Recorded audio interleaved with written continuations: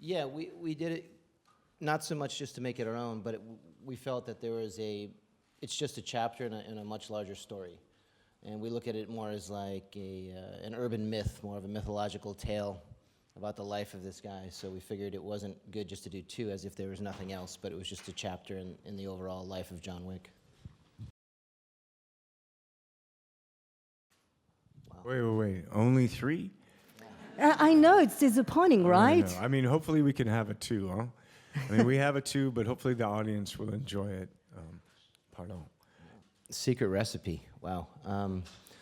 I think if you have a great character, a great world, and a great mythology to the world, or a great story, whether it's 1, 2, 3, 4, 5. I mean, look at Lord of the Rings, look at Star Wars, look at any of the great mythological tales out there, whether they're King Arthur or Robin Hood or Star Wars or Lord of the Rings. People find it interesting. So it's more about the storytelling than it is having a 1, 2, or 3. And we got done with number 1 and just thought there was more story to tell. We both had the urge to tell more story. Thankfully, the audience wanted to hear more stories, so that's kind of what we wanted to do. Not just give a plot and an action movie, but we just wanted to tell a story of John Wick. We kind of continued the training from the first one into the second one. So it was a little more judo, a little more jiu-jitsu, and then a lot more live fire with weapons, and a little bit of car. And it took place over a few months. 5 or 6 hours a day, depending on the discipline. Yeah, whatever, okay. So okay. It was quite a bit. It was okay, much more than the first one. Yes, okay, yes, it was a lot, but whatever. Just try to get it to another level. Yeah, I mean, I feel really fortunate in the past year or two.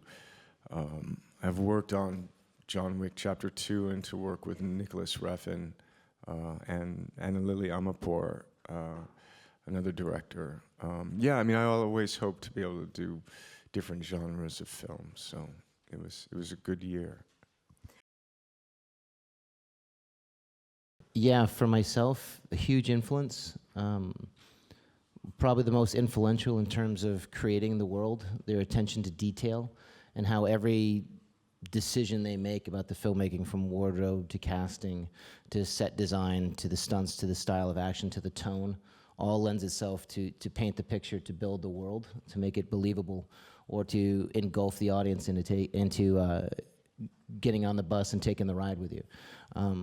Yeah, I mean, it was like working with them for Matrix 1, 2, and 3, or for the trilogy was definitely the Harvard of film schools. It was quite the experience. You know, with the training, going through Matrix training definitely influenced and also that I went to the same school as Chad did, so he and I have a shorthand, you know, that we both kind of went through that Matrix experience in terms of the pratique, as well as the art and the cinema and aesthetic. So it kind of gave us we have a kind of common language experience in our past that gives us a shorthand, and also a trust, and yeah, start with that. The biggest influences were Akira Kurosawa, Sergio Leone specifically, as far as framing, the anamorphic look, how to go extreme wide, extreme tight, definitely a lot of Sergio Leone. Bernardo Bertolucci, you can tell by the framing and kind of the lenses we used. Action-wise, a lot of John Woo, a lot of Yung Woo Ping. What else we got? You got a lot in there, man. You got some anime, you got some Japanese anime. Korean in there. Yeah. I mean, a lot of Asian cinema in general, but I think that the biggest one we always had... Film noir. Oh, film noir, yeah. Wait. We had a lot of, like 70s vibe. We kind of like the throwback in the production design. American New Wave. Little good art. It was a lot of Asian cinema. Sergio Leone probably being the Man with No Name series probably has our biggest influence. But, you know, artistically, you know, and as far as mise-en-scène goes, it's definitely more, the Wachowskis are a huge, huge influence. So I think that's where our new age or our new look comes from. I mean, influenced, but I mean, Luka We have our Mosca. own look, but we're mostly old school. We wanted to create an old 70s vibe action movie that had a new look, and that was kind of the mission statement we tried to adhere to. Lawrence Fishburne and I are friends, and a few times a year we get together and talk about life. And in one of those times, Lawrence was saying how much he loved the first John Wick, and then I was like, "Really?" And then I said, "Would you want to join us?" And he said, "Send me a script." And then I called Chad and said, "Hey, Lawrence Fishburne wants to read the script, man." Send him the script right away. Right away, right? Right away. I think Few it was seconds, took a few seconds. not even. It was pretty fast. And then Lawrence got back to us really quick. I mean, within the same day, I think. And then he was in. We originally, when Keanu and I and the writer Derek Kolstad were coming up with the characters, we came up with the Bowery King, and we pretty much conceptualized it, and Derek wrote it with Lawrence in mind. We just never thought we'd actually get him. So it was a great surprise that Lawrence was interested, and it was really fun. It was a really good week. That's our tribute to, obviously, Enter the Dragon. Ah, oui. Big fan of that movie. So we wanted to do something good. We wanted to do something that just wasn't bigger action-wise. We wanted to do something that was a little clever, that had a nice little artistic feel to it. So we came up with the idea with the Mirror Room, and after scouting the New York Metropolitan Museum, we decided a museum would be a great place for a gunfight, and it also would be a great place to tie the Mirror Room into some kind of art exhibit. And we thought it was funny to have, our lead bad guy own a museum and have an art exhibit that was about reflections of the soul. We thought that was funny. And then as far as shooting it, we pretty much did every camera trick that we could figure out practically. And when we exhausted all our clever ideas, we reverted back to some visual effects cleanup. But you'd be surprised how much we did practically. I had a very clever crew. I really like John's grief, and I like how trapped he is. So I don't know. Did you see the film? Oh yeah, cool. They all did. They all did. Okay, merci. But there's a moment where John is forced to go do his mission, and he's alone with his clothes. He's got his backup clothes, and he's like there, and then he screams like he's frustrated. He's like, ah, and then he's all composé as John Wick.